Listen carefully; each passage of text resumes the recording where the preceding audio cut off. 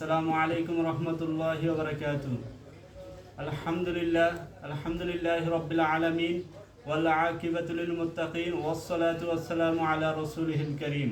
ওয়া ক্বালা আল্লাহু তাআলা ফিল কুরআনিল মাজিদ কুল লিল মুমিনিনা ইয়াগুদ্দু মিন আবসারিহিম ওয়া ইয়াহফাযু ফুরুজাহুম যালিকা আযকা লাহুম ইন্নাল্লাহা খাবীরুম বিমা ইয়াসনাউন। সাদাকাল্লাহুল আযীম। প্রিয় উপস্থিতি, আজকে আমরা আলোচনা করব যে আমাদের দৃষ্টি অবনত রাখা এ সম্পর্কে। তো আমরা আল্লাহ তাআলার ইবাদত করব। আল্লাহ তাআলা আমাদেরকে সৃষ্টি করেছেন তার ইবাদত করার জন্য। সেজন্য আল্লাহ তাআলা যুগে যুগে অনেক নবী রাসূল প্রেরণ করেছেন এবং আসমানি কিতাব, অসংখ্য আসমানি কিতাব নাজিল করেছেন।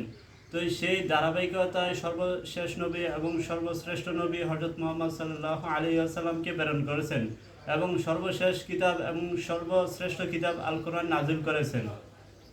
তো আমরা জানি যে নামাজ, রোজা, হজ, যাকাত এগুলো হলো একটি ফরজ বিধান।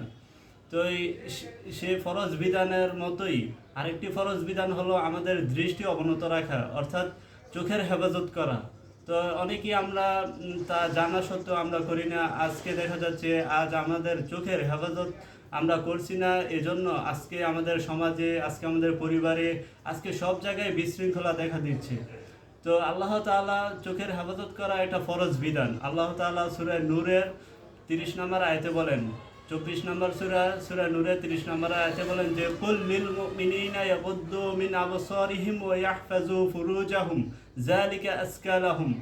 তো আল্লাহ তাআলা বলেন যে হে নবী, আপনি মুমিনদেরকে বলুন তারা যেন তাদের দৃষ্টিকে অবনত রাখে এবং তাদের লজ্জাস্থানের হেফাজত করে, এটাই তাদের জন্য কি উত্তম।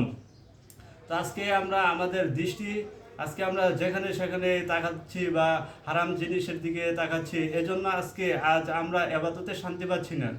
তো আল্লাহ তাআলা শুধু মুমিনদেরকে বলেন নাই যে শুধু পুরুষেরা দৃষ্টি অবনত রাখবে আর নারীরা যেভাবে খুশি সেভাবে চলবে না। আল্লাহ তাআলা তার পরবর্তী আয়াতে অর্থাৎ 31 নম্বর আয়াতেই বলেন ওয়াকুল লিল মুমিনাতি ইয়াগুদুদনা মিন আবসারিহিন্না ওয়া ইয়াহফাজনা ফুরুজাহুন্না, যে আপনি মুমিন নারীদেরকে বলুন তারাও যেন তাদের দৃষ্টিকে অবনত রাখে এবং তাদের লজ্জাস্থানের হেফাজত করে।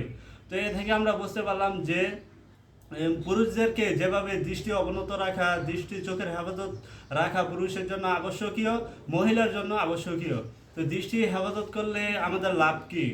একটা তো হলো এটা ফরজ বিধান, অবশ্যই করতে হবে। তারপরে হলো আমরা দুনিয়া এবং আখিরাতে সফল হতে পারবো, আমরা মনোযোগ সহকারে পড়তে পারবো, পড়াশোনা করতে পারবো এবং আমরা যারা কাজ করি আমরা যদি দৃষ্টির হেফাজত করি আমরা মনোযোগ সহকারে কাজকর্ম করতে পারবো এবং আমরা যদি দৃষ্টির হেফাজত রাখি তাহলে আমরা ইবাদতে স্বাদ পাবো, আল্লাহ তাআলার প্রিয় হতে পারবো এবং আমরা দুনিয়ায় নিরাপত্তা এবং শান্তিতে বসবাস করতে পারবো এবং আখিরাতে জান্নাত লাভ করতে পারবো।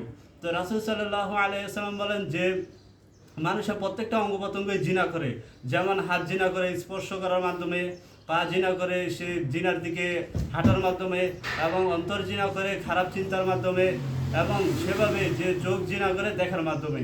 তা আল্লাহ তাআলা যেন আমাদেরকে সমস্ত প্রকার জিনা থেকে হেফাজত করেন। আমরা সকলেই সেদিকে চেষ্টা রাখবো, আমাদের চোখের হেফাজত করব, তাহলে আমাদের যে সম্ভাবনা আছে তা আমরা সম্ভাবনা পৌঁছতে পারবো, আমাদের লক্ষ্যগুলো আমরা অর্জন করতে পারবো। আজ আমরা আমাদের লক্ষ্যে আমরা পৌঁছতে পারি না যে আমাদের দৃষ্টির হেফাজত না করার কারণে। তো সর্বশেষ আমি বলবো যে save your I, save your mind, and save your mind, save your body. আসসালামু আলাইকুম রহমতুল্লাহি ওয়া বারাকাতুহু।